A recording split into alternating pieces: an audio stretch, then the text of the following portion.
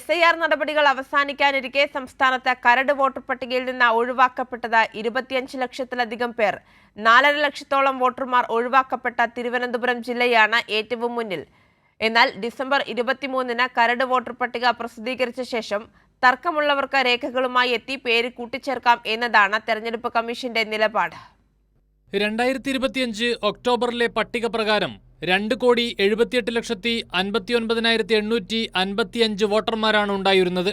ഇതിൽ നിന്നാണ് SIR നടപടികളുടെ ഭാഗമായി 25 ലക്ഷം വോട്ടർമാരെ ഒഴിവാക്കിയിരിക്കുന്നത്. കമ്മീഷന് കണ്ടെത്താനാകാത്തവരുടെ എണ്ണം 7,11,958 ഉയർന്നു.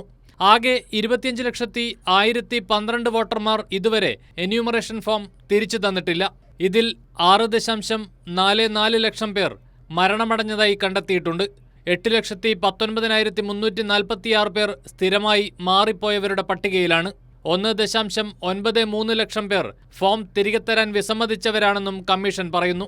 99.77% ഡിജിറ്റൈസ് ചെയ്തതിന് ശേഷമാണ് 25 ലക്ഷത്തിലധികം വോട്ടർമാർ ഒഴിവായത്. ഒഴിവാക്കപ്പെട്ടവരിൽ ഏറ്റവും കൂടുതൽ പേർ തിരുവനന്തപുരം ജില്ലയിലാണ്. 4,36,857 പേർ.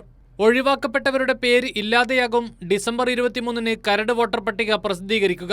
കരട് വോട്ടർ പട്ടിക പ്രസിദ്ധീകരിച്ചതിന് ശേഷം തർക്കമുള്ളവർക്ക് രേഖകളുമായി എത്തി പേര് കൂട്ടിച്ചേർക്കാമെന്നതാണ് തെരഞ്ഞെടുപ്പ് കമ്മീഷന്റെ നിലപാട്. എന്നാൽ കമ്മീഷൻ പറയുന്ന കണക്കുകളിൽ വ്യക്തതയില്ലെന്നും SIR നടപടികൾ നീട്ടിവെക്കണമെന്നുമാണ് രാഷ്ട്രീയ പാർട്ടികളുടെ ആവശ്യം. കൈരളി ന്യൂസ്, തിരുവനന്തപുരം.